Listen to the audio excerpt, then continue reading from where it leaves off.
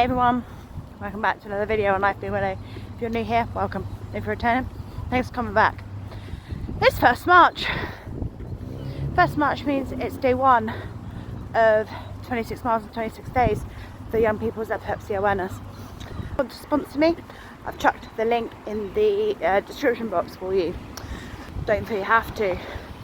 Literally sharing the awareness, sharing the journey. Because I don't feel like enough people know about epilepsy and how it actually affects young people. I'm here to share the awareness, to share the story, because those of you that know us actually in person will know that my son Rhys is epileptic. 2019 Christmas, Rhys had his first seizure. We were in a woods, middle of nowhere, like literally wasn't cell signal, that was how middle of nowhere we were. And he wasn't old at the time, you know, he was still in primary school. His leg went dead and he sacked it to the floor. And I laughed at him at the start because I was like, what the fuck are you doing on the floor, dude? Like, get yourself up, come on, like, what are you doing on the floor? He's like, Mum, my leg's just gone dead. He was like, I can't move it. So what do you mean your leg's gone dead? He'd been absolutely fine. Like, we were nearing the end of our walk. We'd probably been out for like nearly 2 hours and probably had about half an hour left to go on this walk, right? And he's now like rolling around on the floor. He's still communicating, he's still okay, but his leg's dead, right? So obviously, having never experienced epilepsy for myself, I will come to know that this is now an aura. It happens frequently. So anyway, at this point in time, I laugh at him. I tell him to get up off the floor. I tell him to keep going, keep walking, stop being a poo head. Basically, sort your life out. I don't want to be out walking either, basically, you know. He hopped back to the car. Hopped. Oh, okay, fair enough, make you move him, whatever. Crack on. We got back to the car, I put the dog in the car. And as I was putting the dog in the car, he went into full-blown tonic-clonic seizure. For those of you that don't know what tonic-clonic is, it's like the movies. You know when they have a fit in the movies and their whole body jerks and their eyes roll into the back of their head and they start foaming at the mouth. He was probably about 8. I can't even work it out, my maths right now. My head's not there. But my 8-year-old in the back seat of my car, his legs stiff, his whole left side went stiff and went out, and he's not even led down, there's no space for him to lie, and he's just jerking across the back seats of our car. It was hard. It was hard to watch. I had no idea in that moment what was happening. As a mother, it was scary. Okay, really scary. Now obviously, apparently it doesn't get any easier because it still makes me feel really emotional. We didn't have a location marker and we didn't have, you know, Wi-Fi in order to give a location. And because of these things, it made it longer for the ambulance to get to us. And whilst we waited for an ambulance, he had another seizure. When the ambulance finally arrived, the paramedic said to me, we've got to take him to the hospital. I mean, by this point he was okay. He'd had his 2 seizures and he was talking to me. He was absolutely fine. It's like it hadn't happened. He wasn't making much sense, but he was no longer shaking, you know, his eyes were no longer in the back of his head, he was no longer foaming at the mouth. You know, he was able to actually give me some words. Once at the hospital, he was absolutely fine, literally. He was chatting to all the nursing staff.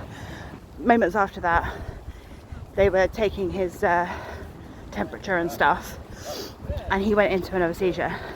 Now, he was able to tell them that it was happening again, and to hear your child from a bed, you're stood at the end and we're in a hospital, and he's screaming at you, "Mum, Mum, it's happening again. Mum, stop it. Mum, make it stop." It's traumatic. Okay?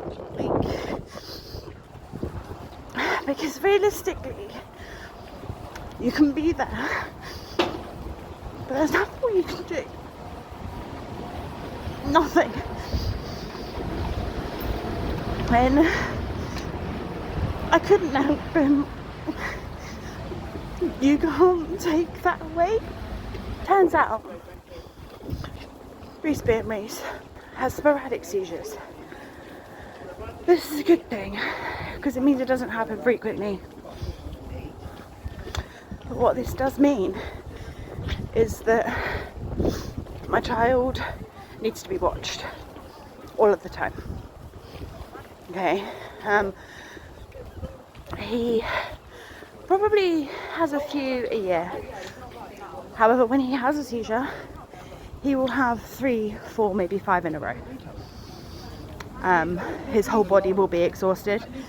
He will not come round from one seizure and be able to talk to me before another seizure happens. Now,